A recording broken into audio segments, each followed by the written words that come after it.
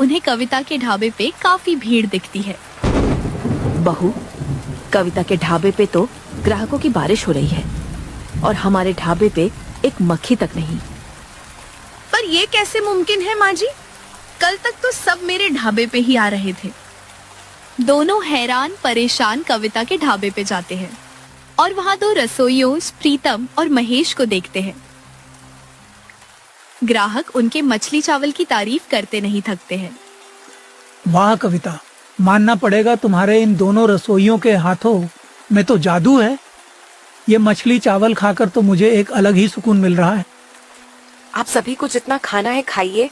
आज पहला दिन है प्रीतम और महेश का, इसीलिए आज का खाना मेरी तरफ से मुफ्त है। ये सुनकर सभी ग्राहक बहुत खुश हो जाते हैं और बांके चाव से खाने लगते हैं।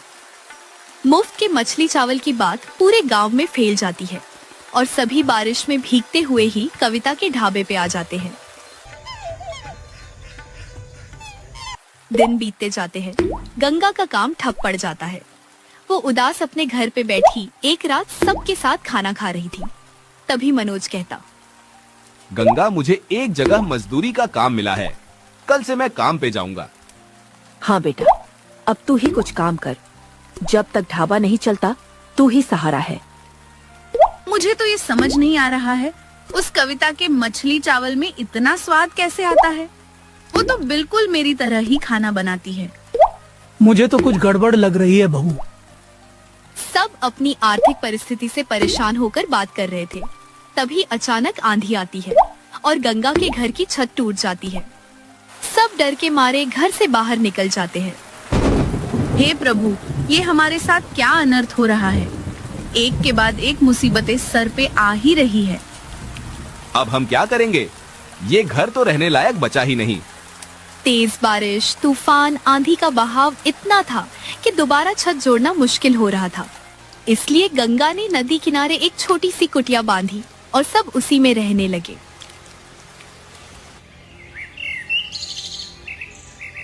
अगली सुबह उन्हें इस हाल में देखकर कविता ने उनका बहुत मजाक उड़ाया। ये क्या हालत हो गई तुम सबकी? तुम लोग तो ना घर के रहे ना घाट के। हंसी तो बिल्कुल चुड़ैलों वाली है। सुबह सुबह तुम्हारी शक्ल देखकर हमें अपना दिन खराब नहीं करना। जाओ यहाँ से। रस्सी जल गई पर बल नहीं गया, अकड़ अब भी है। उन्हें ताने सुनाकर कविता अपने ढाबे पे चली जाती है। उसके जाते ही मनोज भी अपने काम के लिए निकलने लगता है। अच्छा गंगा, अब मैं भी जा रहा हूँ। आज कुछ पैसे ले आऊंगा, उससे थोड़ा बहुत तो गुजारा हो ही जाएगा। मनोज मजदूरी करने चला जाता है।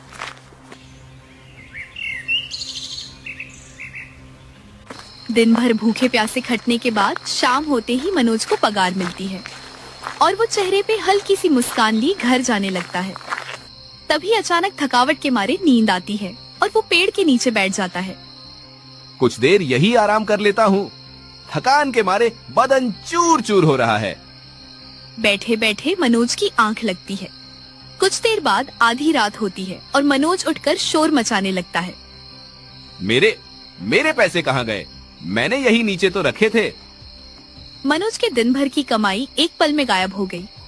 पलक झपकते ही उसके पास से कोई उसकी मजदूरी चुरा ले गया। मनोज घबराते हुए बिना एक क्षण की देरी किए गंगा के पास आकर उसे सारी बातें बताता है। गंगा, फिर से चोरी हो गई। थोड़ी चैन की सांस तो लीजिए। कैसा वक्त आया है, सांस लेना तो दूर, जीने की इच्छा भी नहीं हो रही। मनोज हाँफते हुए गंगा को एक एक बात बताता है। अब पानी सर के ऊपर जा रहा है। हमें उस चोर को ढूंढना होगा और इस कविता की चालाकी का भी पता लगाना होगा।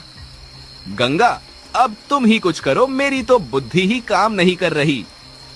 गंगा उस रात बहुत सोचती है और अगले ही दिन से वो कविता के ढाबे पे कड़ी नजर रखने लगती है।